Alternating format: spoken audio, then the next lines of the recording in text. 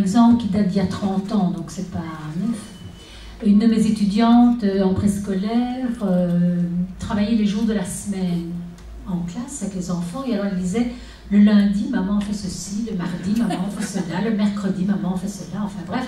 On terminait le vendredi, c'est le grand nettoyage, et le samedi, maman va chez le coiffeur, évidemment épuisée par son grand nettoyage. C'est d'ailleurs ces jours-là, après, en rentrant chez moi, que je me suis rendu compte qu'effectivement, dans mon quartier, tous les vendredis, les trottoirs étaient nettoyés, ce qui n'était pas le cas de mon trottoir. Et j'avais dit à mon étudiante, qu'est-ce que tu comptes faire le lundi quand tu seras diplômée?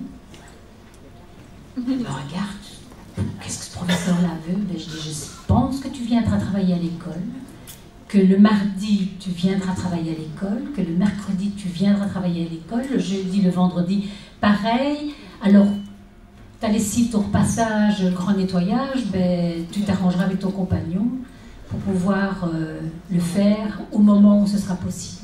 Donc je pense que la formation des enseignants, c'est fait d'une série de toutes petites choses de tous les instants, et ça continue maintenant parce que je fais la formation des directeurs d'école, je leur fais faire des photos des classes, et ils reviennent en formation, je leur dis, vous n'avez même pas besoin d'aller voir une activité, vous photographiez vos classes. Et vous revenez avec les photos des classes et on analyse ce qu'il y a au mur de la classe.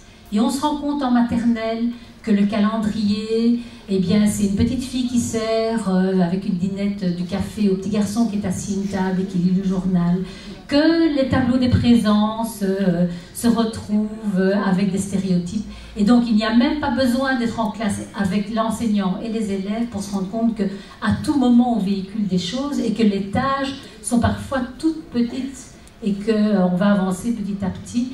Et c'est pour ça qu'on va faire chausser au fur et à mesure les lunettes de genre.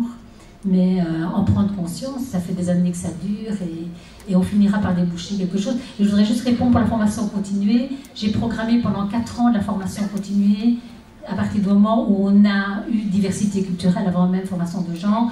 Je n'ai jamais eu d'inscrits, j'ai chaque fois dû annuler les formations pour les maîtres assistants de hautes écoles. Voilà. Ça, c'est une question très importante. Elle a été un peu abordée par Michel tout à l'heure quand elle a dit que les formations en genre, ce sont des formations qui ne sont pas obligatoires.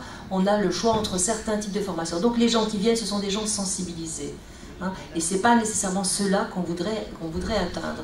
Alors, moi, j'ai eu l'occasion de faire des formations avec un public captif, comme je dis.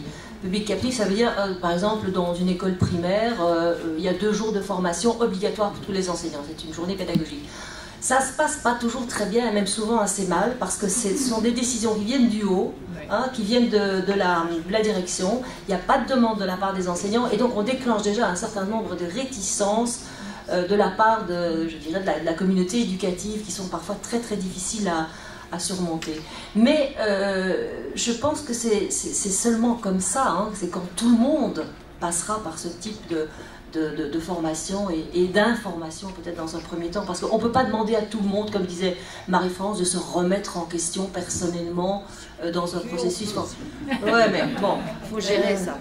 Bon, c'est peut-être jouer sur les mots, mais c'est vrai que c'était intitulé quelle formation. Moi, très modestement, ce que je fais, c'était pas de la formation, c'était de la sensibilisation, parce qu'on a bien vu que c'est quand même quelque chose de vraiment long terme.